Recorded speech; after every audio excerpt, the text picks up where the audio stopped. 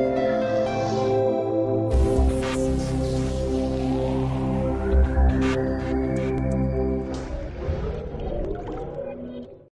it is basically a lime material.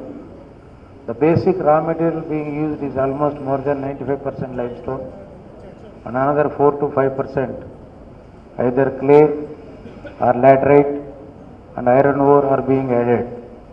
As you know, mostly cement plants are attached with the limestone bearing areas close to them. Other specifications of cement grade limestone are also being given. Normally about 81 to 82% CaCO3. Silica in the final process of raw mix should not be more than around 12 to 13%. Al2O3 and FeO2O3 around 3 to 2%. MgO around 3%. First, limestone is being, after blasting, transported to the crusher division. After it is crushed to 1 inch to 4 inch size, then it will be fed to the stockpile zone, which if people wants, we have got a video presentation taken recently at our Malkaspur cement plant that can be seen after this session is over for about 10 minutes. Laterite iron ore we try to procure from outside. This raw material limestone, iron ore, bauxite, everything is being crushed into fine powder in the raw mill. Either it may be ball mill or it may be vertical roller mill, which is the latest technology being used in most of the cement plants. Later, all this raw mill powder is being stored in the blending silos and thereon raw mill silos. From the raw mill silos, this powder is finer than face powder and we airlift it and pump to the kiln top, which is called preheater. In preheater there will be 4 stage, 5 stage and 6 stage preheaters will be there, which you will be seeing in the next sketches. In the preheater, when the raw material is first fed at the top of the cyclone, the temperature will be around 200 to 250 degrees centigrade. But by the time it comes to kiln bottom, within half minute, it gains a temperature of about 900 degrees centigrade. And in the kiln, after passing through various zones, at 1400 degrees centigrade, it literally becomes liquid. Aluminum oxide and ferrous oxide, they become liquid and get coated to the lining. And tricalcium silicate, this baelite and halite, they finally pass through burning zone and later come to sealing zone where clinkerization took place in the form of balls, that is called clinker.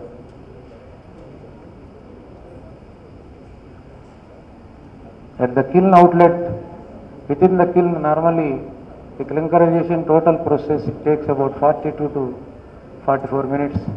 By the time it comes out of the kiln, it will be around 400 to 500 degrees centigrade, which passes through great cooler.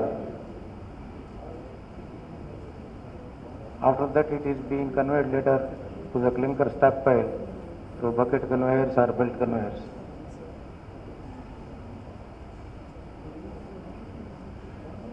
Later from the stockpile, clinker is drawn by belts mixing with gypsum of about 4 to 5%, which will be again ground in the form of cement.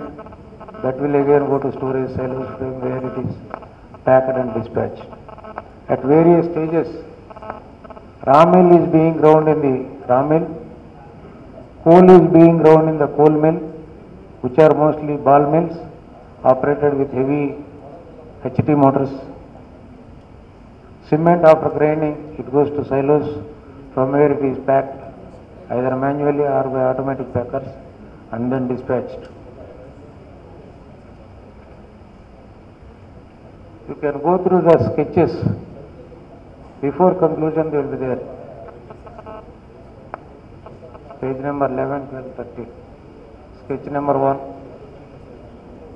In the sketch number 1, it is already shown the total process right from limestone stage till the packing stage, which you can see.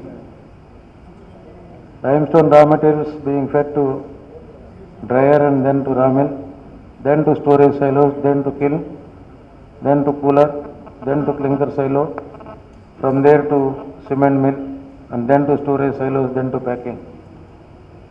In sketch number 2, you can see at different stages the material flow.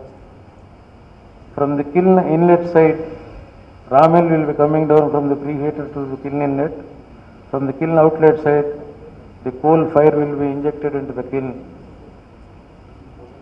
where in the rotary kiln the clinkerization takes place. As far as chemical reactions are concerned, they are being given in the sketch number 3 and sketch number 4, which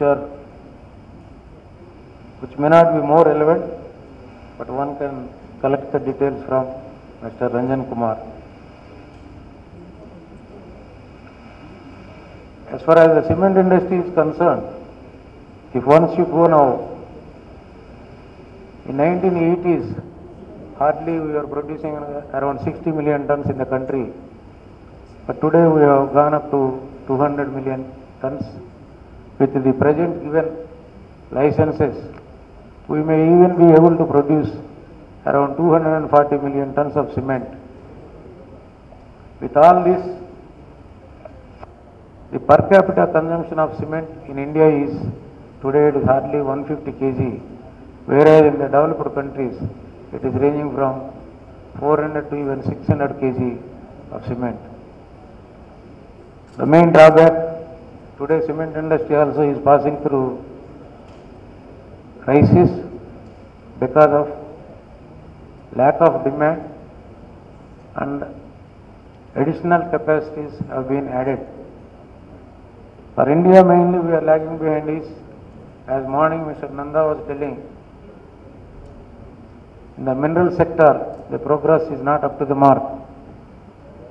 Even if you take likewise in the coal sector, today the coal demand in India is about 750 million tons, whereas our production is hardly 550 to less than 600 million tons. A long way to go. Even government also is not able to do, we have to depend more on imported coal, that from other countries, and so many other problems like handling at the ports are getting from other countries. It has also partly made up our Indian industries to become sick. I am with this company for the last 31 years, but for the last 1.5 to 2 years, what I find is industry is not being allowed to run due to various constraints. Cement plant means normally we try to take a stoppage of 30 days in a year and run for 330 days non-stop, or 15 days stoppage in 6 months, run non-stop for 165 days.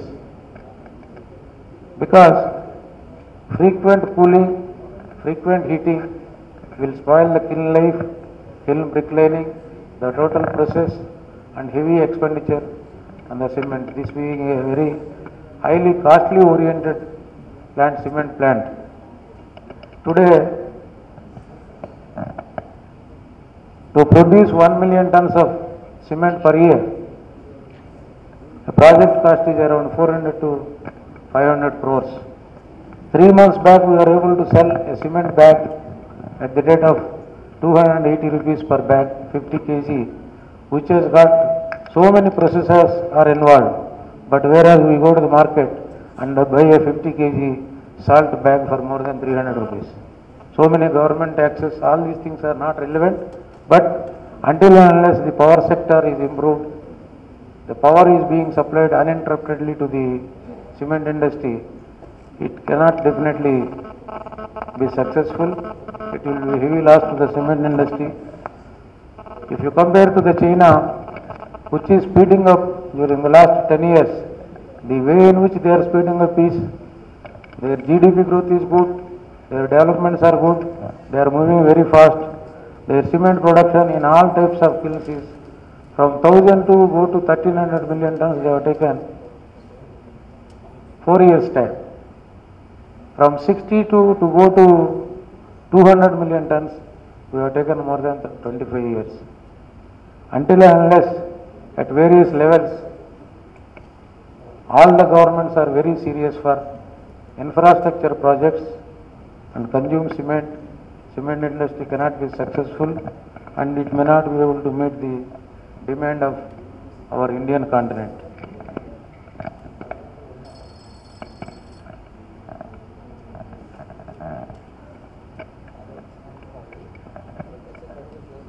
As far as mining is concerned, the constraints part, we have to make use of IT now, there is no doubt about it.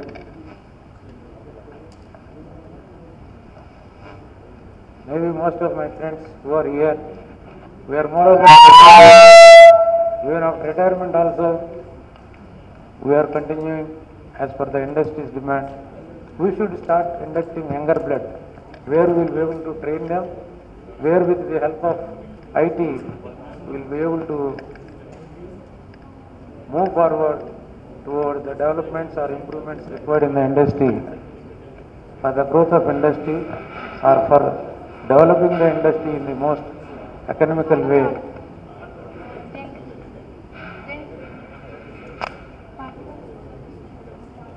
Other things, maybe it is not the place for commenting upon, but definitely there are so many delays in sanction of leases from the government.